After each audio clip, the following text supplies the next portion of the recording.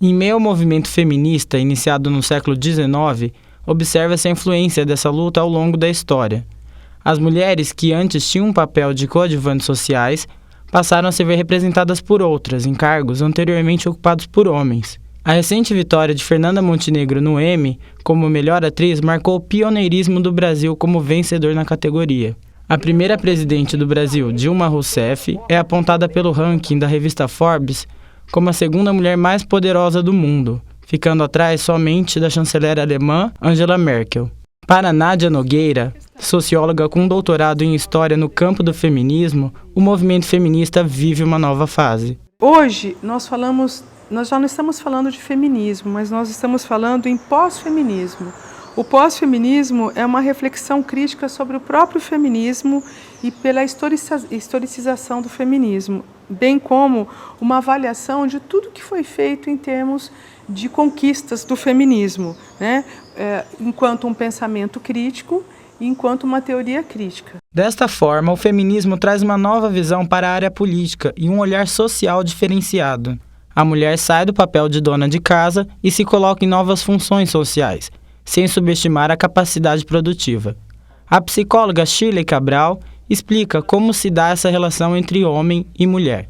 Inteligência emocional, quando a gente fala em características pessoais do indivíduo, tanto homem quanto mulher têm capacidade de lidar da mesma maneira. Só que não é isso que a gente vê até hoje. Então vamos dizer assim, não tem mais a escravidão? Não tem, mas que a mulher ainda está escrava de muitas condições, está. É comum comparar e confrontar o feminismo com o machismo, partindo da ideia de que as feministas se colocariam em um maior patamar social do que os homens. Mas a discussão não é tão simples. Nós, seres humanos, quando participamos, então, de uma cultura onde a religiosidade permeia esse grupo, né, essa cultura, o que acontece? Você vê como um estereótipo, aí põe Deus, o rei, sempre vem a figura masculina como o provedor. Então eu acredito que um pouco dessa submissão da mulher venha também daí. O feminismo, ele não tem nenhuma intenção de romper com o olhar masculino, mas de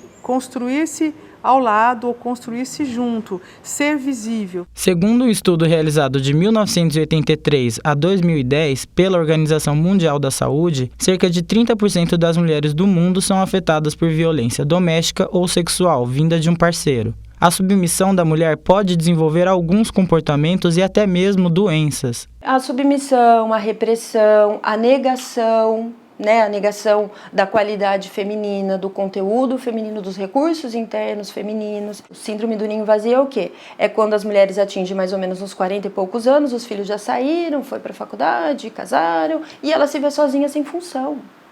Isso é devastador. Isso gera depressão, sim, transtorno de ansiedade generalizada, transtorno de pânico, pode desenvolver outras comorbidades mais graves, sim. Hoje, mulheres pelo mundo inteiro possuem sua significância e importância, tanto histórica quanto social. Sucesso que é alcançado junto do feminismo, na luta contra a distinção de gênero.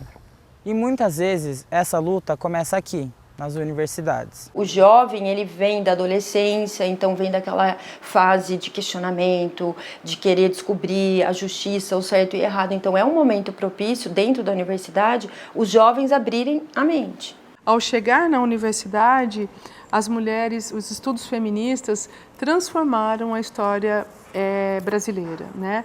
Você tem a oportunidade de temas e história de muitas mulheres que eram invisíveis se tornaram conhecidas e muito ainda se tem a ser feito, mas de qualquer maneira os estudos feministas, não só no Brasil, mas em vários lugares do mundo, mas sobretudo no Brasil, nos últimos 30, 40 anos, transformaram a história brasileira.